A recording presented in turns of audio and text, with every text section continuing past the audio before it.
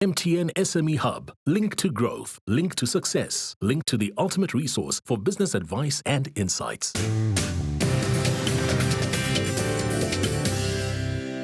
Welcome back to the Big Small Business Show. In studio with us today, we've got Daniel McCarthy. He's director and owner of Groundcover Leather Company. There we are. I got it right. That's a lot of words, that. All right. So, Daniel, okay. So, to me, you're confusing me, all right? You're giving me mixed signals because you use the word scale, but there's a reticence to scale. So, is the question that I was trying to ascertain is whether you want efficiency to 100, 110, or do you want to really scale this business? And scale would mean to go to 1,000, 2,000 pairs, and whatever that takes. So I think the first question, and I've said this on the show before, but I think it's an important thing for me to repeat, is for you to make the decision as to what type of entrepreneur you are.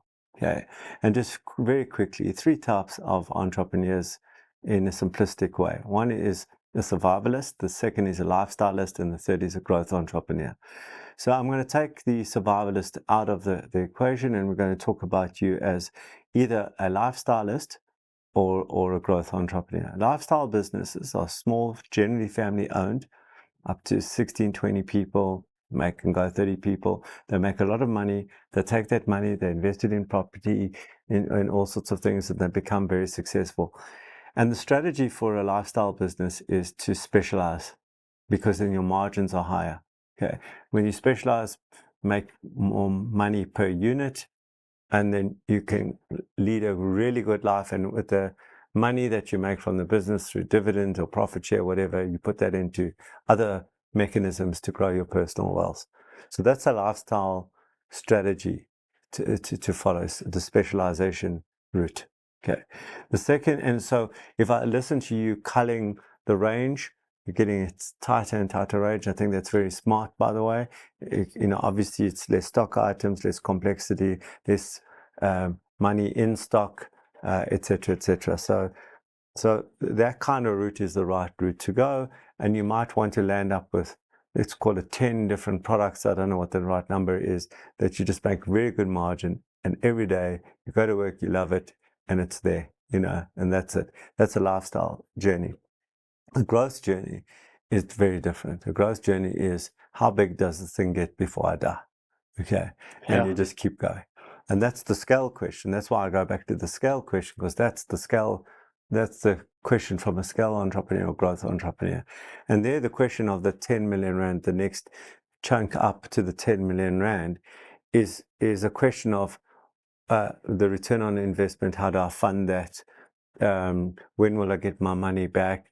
Can I do it at 8 million, not 10 million? Can I do it in stages? That's the kind of question you'd ask if you are a growth entrepreneur. Those would be the questions, and there would be little to no reticence about doing that, because that's the route of a scale entrepreneur. Growth entrepreneur is, how big does this thing get before I die? So 10 million is just in the way. Okay, it's nothing. So I don't know you well enough to say which one it is, but I can guess it's more the lifestyle. I can guess it's a lifestyle. Or you've got you need to change your relationship with growth, because growth 100% will come with more pain, and just to be very clear, with higher probability of failure. Okay, that's 100%. It's more risky than going the lifestyle, and lifestyle, ironically, is more risky than survivalist. Survivalists survive, right? So that's the first question you have to ask in your head. Now, the lifestyle is specialization, and the growth entrepreneur is about process and systems. That's what you put into the business in order to take the workload off of you. It's about process, systems, people, and capital. Those are the things that you're mixing in order to grow. So even if you're talking about the American market or an international market, as you said in the clip, they're not going to ask you send us 5 pairs. Yeah. They're going to send us 5 containers. That's going to be the kind of volume that, or a container. That's the kind of volume that you're going to have to deal with. And that's a growth entrepreneur mindset. So I'm hearing mixed messages here. And I think that's what you're toying with. I also think, and this is really, I shouldn't say this, but I think also given the fact that it's a family business, there's a piece of responsibility that you're holding, both as I don't want to mess this up, number one. And number two, I want to keep the values that my parents had in this, both to the product, the people in the business, to the legacy of what they've produced. So you're in that bind, mentally between the legacy and the growth. Okay, so you have to recognize that, and one has to go. So either you let go of the growth and specialize, or let go of the legacy and grow. It's like, and you can bring the legacy in the storytelling, in the product quality. You can bring it along that way, but you can't bring it along if it's a small boutique little business. If you're going to grow, it's logical. So if you were to grow, then it's about layering the business deliberately with systems and process. It's every year you're just adding more and more process and systems to hold the business up, bringing more people in to hold the business up as it grows. The second is to automate slowly, and I say slowly, and that's the different parts of the business process. It's about more and more automation, and the reason for that is productivity, because you want the economies of scale. Yeah. Okay, because the unspoken thing about growth is management. Management is not a productive cost. They don't sell. They manage other people. They're a cost center. So you have to make that up with efficiencies, either through buying better or through production. The next thing is to fixate on margin. So fixate on margin.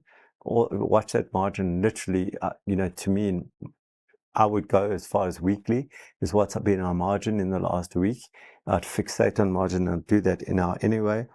And then fixate on building the brand, which you can do in both. It's all about brand. And it feels like you've got that piece right. And then your stock levels, what you see with companies that are growing, their stock levels become unmanageable because there's so much legacy stuff as they're building new and bespoke stuff. So I think the real question you have to answer here is not whether you want to scale or not. It's whether you are a lifestyle entrepreneur or a growth entrepreneur. And one, it's very important that I say this, one is not better than the other. They're just different and have different strategies. So I hope I've given you something to think about. And I haven't dashed maybe one of your plans. No, not at all. Okay. And that's it for today's show. Do remember, if you think it, write it down and make it a reality.